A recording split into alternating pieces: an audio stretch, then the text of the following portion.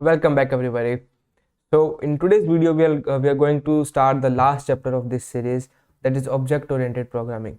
This is going to be a little long chapter, and I have designed this chapter in such a way so that I'll be able to complete few concepts only in small videos. So the duration of the videos might be smaller, so that you can understand it better way. So let's get started with the part one of object-oriented programming.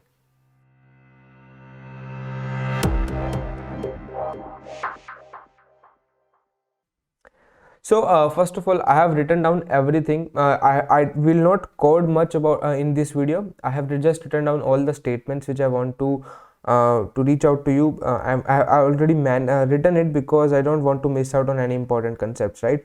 So first of all, let us understand what object-oriented programming or OOP is. So concept of object-oriented programming is in many popular languages. So it is in Java, it is in Python and many other languages, but the syntax is different everywhere. Means writing the code for object-oriented programming is different. So syntax is different, but it does not increase any functionality. So you need to understand that object-oriented programming is not increasing our functionality. It is just a style of code, how we write the code and how it becomes so easy and manageable. So that is what object oriented programming does, and it uses the concept of class, object and method. Now I have told you in previous videos that I'll tell you what is the difference between a class and object and what is the difference between a method and function, right? So you'll be much clear about those concepts from these videos. Now Python is already an object oriented programming language. And now first of all, whenever we go and whenever we proceed with this chapter, we'll hear all these three examples most of the time. So class and object and method. So I'll tell you what class is, what object. We also call object as instance. So object and instance are basically same thing. If I may use these two words interchangeably. So these three words we'll hear more now. Okay, right? So let us go on an example.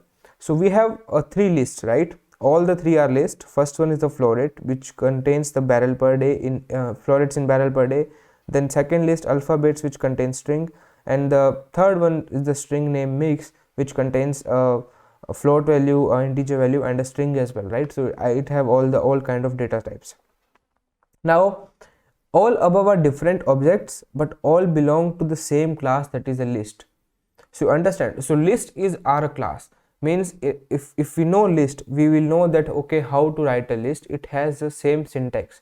So if we create different kind of list, different kind of objects, we say. So for example, this flow rate, this is a list, but it is a type of list, right? So this flow rate becomes the object of our class list.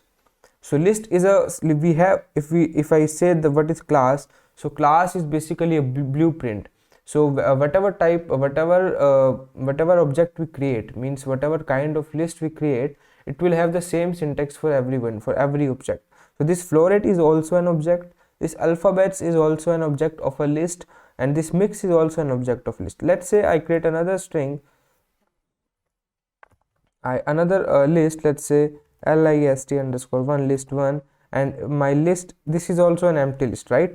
So this is also an object. This list one is also an object of my class list. Okay, so for example, we have a sport called cricket, right? So we can say that cricket, a sport cricket, is a class, and a different kind of cricket tournament, say T20, ODI and test matches, so these can be considered as an object of our class cricket. So this is a difference between a class and object. And let us see what is the method. I'll execute this cell. So methods are nothing but it. Let me give you an example. Let us say that we know append method in list, right? So flow rate dot append, let's say I want to append the value of 450. Okay, now if I print my flow rate, you see it has appended the flow rate at the end of the list 450. Similarly, let's say I want to go on my list one dot append, and I say I want to append a string called my name. Okay, now if I print my list one, you see, so it has appended the list, it has appended my name. Let's say I go it again here, list1 dot append my, now I want to append my name, this one, and now I'll go and print list underscore 1. So you see what append method does is, append method is adding any element you want to enter in any kind of list. It just take that element whatever you want to append and add it to the end of the list, right? So methods, what it does is, methods are functions defined for a particular class. It means, now here our class was list, right? So there are, if I have, let's say, n number of list, so means I have n number of objects of class list, and I'm applying the append method to everyone up to n objects. So it will give me a same functionality for every object. So that's what methods are, right? So method will perform a fixed type of functionality on each object of a class. See, you can see it is also same, it is performing the same kind of functionality for my list underscore 1.